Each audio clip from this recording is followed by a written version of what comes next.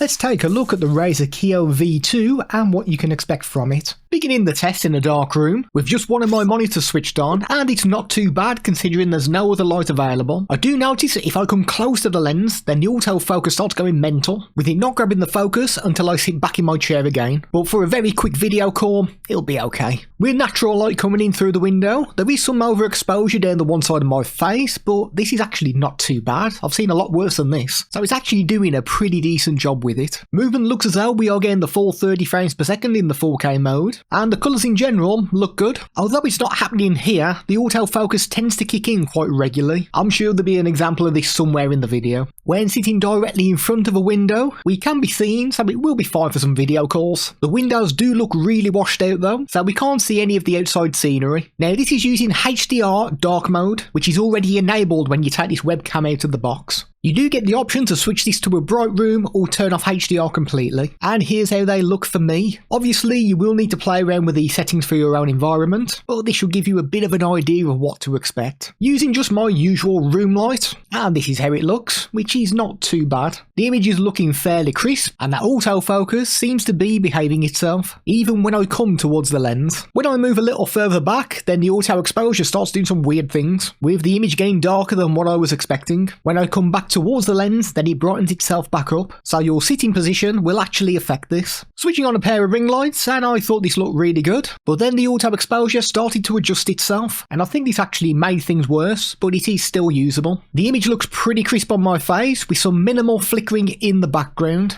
Seeing how that auto exposure reacts when I put my hand up to the lens and move it away, and it seems to adjust itself quickly, but it does take a few seconds for that autofocus to get me back in focus. Switching on some backlights behind me, and I think the auto exposure actually performs better with these lights on behind. I put my hand up to the lens and moved it away, and now I've got this really blue hue to the image. I thought it was actually going to stay like this, but after about 6-7 seconds, it actually reverted itself back to the original image. Out of the box, this comes with 2D and 3D noise reduction already enabled, which is something I don't think you'll really want to be changing, as disabling these brings a lot more flickering to the image, which can be seen more clearly in the background. You can drop the resolution down to 1080p. This will let you get 60 frames per second, which basically means that your movement is going to look much smoother, but at the cost of some of that image quality. And to be honest, if you are shrinking the frame down and you're doing live streaming, then you're probably not really going to notice that loss in image quality, but you probably will notice the smoother frame rate. Now the autofocus is very temperamental on this, and especially if you've got a smaller object like a little Lego character, a lot of the time it just doesn't want to react, which is quite frustrating, but occasionally it will recalibrate itself. Once it does that, you think, okay, I'm good now, but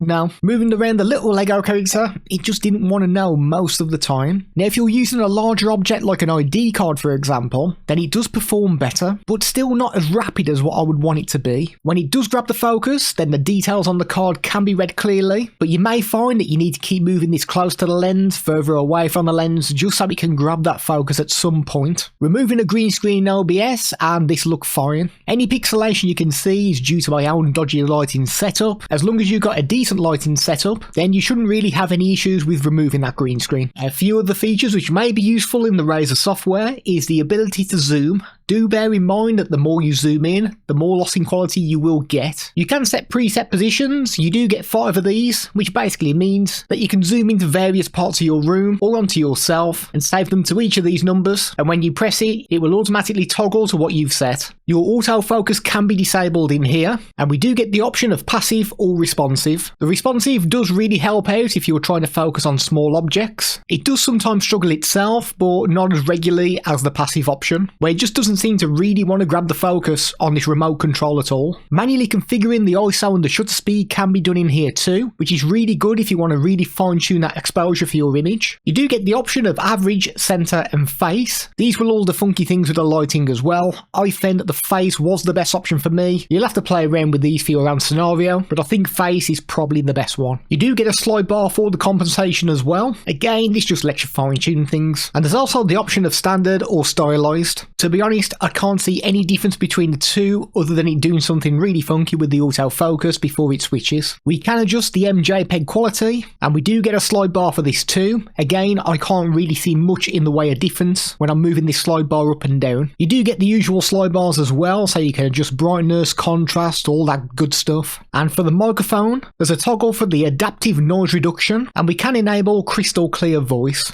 This is a microphone test of the Razer Kiyo V2. This is the kind of audio you can expect straight out of the box. This is a microphone test of the Razer Kiyo V2. This is with the crystal clear voice enabled. This is the kind of audio you can expect. It comes with rubber pads on the mount, so it's not going to cause scratches to your computer screen, and it also has a 1/4-inch thread, meaning that you can mount it onto a tripod if you prefer. The head can be spanned a full 360 degrees, and you can tilt it downwards too, which is pretty good. I do like that it has an inbuilt privacy cover, which you open and close by turning the front. It connects using the included USB-C cable into the back of the webcam, and USB-C into your computer. Now this does seem really fussy with what you've got it plugged into. It works fine when plugged directly into my computer, but if I plug it into my powered USB hub, I just couldn't get it detected in OBS, even when changing the resolutions, and I got a spinning icon in the Razer software. If I plugged it into the hub on my Stream Deck Plus, then it would work, but only at 1080p 60 frames per second, so directly connecting this to your computer is the best bet.